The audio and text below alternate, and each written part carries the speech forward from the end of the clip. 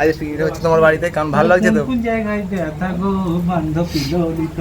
আমাদের সুপ্রিয়, আমরা এত পিকনিক করি মাংস খেয়ে হয় না, আবার আমতলা অনিলের হোটেলে গিয়ে মাংস খাই, মাংস খাওয়ার পরে কি অবস্থায় বলে গো, পেট ফুলে দংশন হচ্ছে, কান্দে না আমাকে ধোঁয়া হচ্ছিল শাখায় দিকে। আজকের পিকনিকের শুরুতেই সকলকে যে যার কাজ ডিভাইড করে দেওয়া হয়েছে।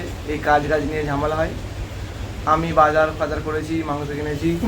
এই হচ্ছে বিক্রম কাটিং করছে, প্রীতম শুয়ে রেস্ট করছে, ও শেষে মাঝামাঝি করবে। তুই ডোনেট করেছিস কিন্তু আজ তাও তোকে মাছ দেবে।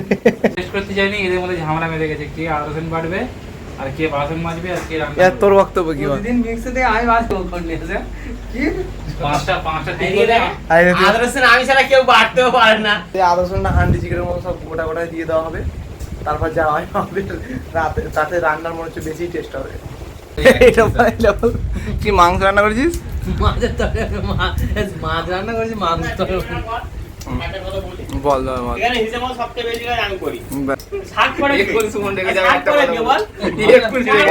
বল সুপি বল কাজ করে লোক ভয়ে বসে দেয়, কি বলবো। আর এই সুমন সাফ করে কিন্তু ওই লেগ পিস গুলো বেঁধে নেয়। রসুন কাটাকুটি নেই, এত ঝামেলা হচ্ছে, শেষে আমাকে এই রসুনটা ছাড়াতে হলো।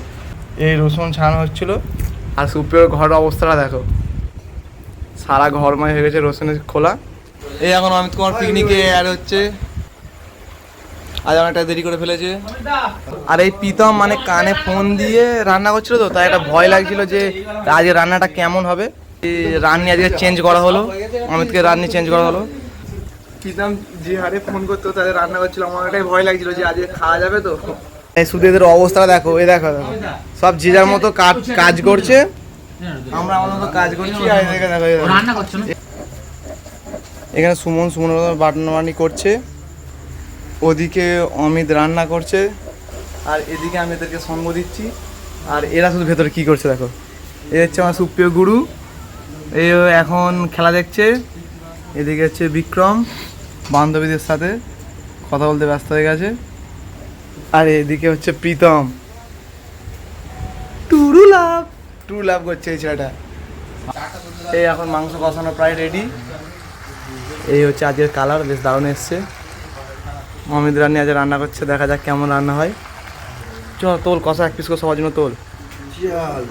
আর সেদিকে ছেলেপুলের মতো তাস খেলছে, নিয়ে আসতে হচ্ছে শুধু আমাকে বয়ে এনে খা হয়ে গেছে।